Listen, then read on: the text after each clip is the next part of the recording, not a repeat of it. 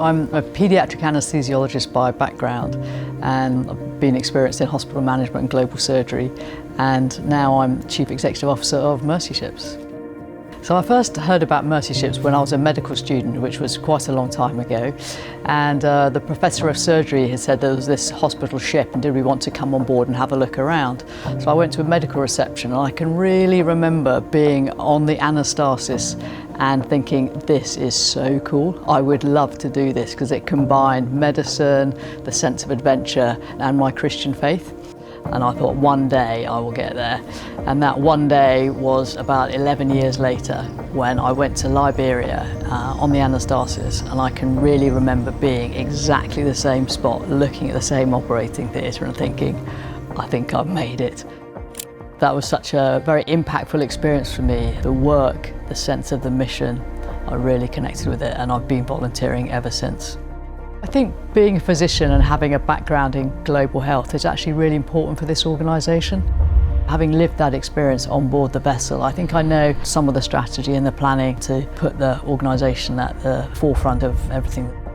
When you think about what we do healthcare in Africa with volunteers. So I think having the experience of understanding a little bit of what this continent and the nations are going through with access to healthcare, from my experience working with Mercy Ships as a doctor, was really important. I just love the people, I love the sense of community I found on the ship, and I love the different nations of Africa. I don't know any other NGO that has the extent of the government partnerships that we have, the favour that we get with the host nations in which we serve. So it really means that we can work from the bottom, modelling care, so from the bottom up, and then working with policymakers from the top down gives us this greater ability to have a bigger impact through all the capacity building and training that we do. And for me, that's just so important.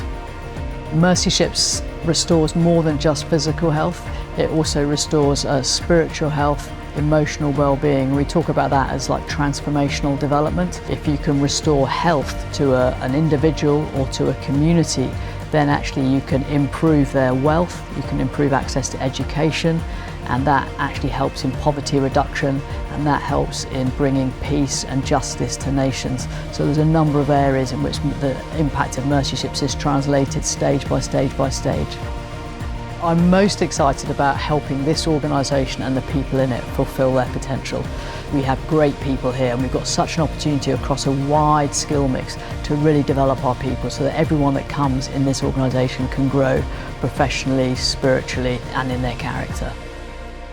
Changing a job from being an anaesthesiologist to a CEO is definitely a big change. I really felt that God called me to this role, and I've always done the jobs that I feel God's called me to do.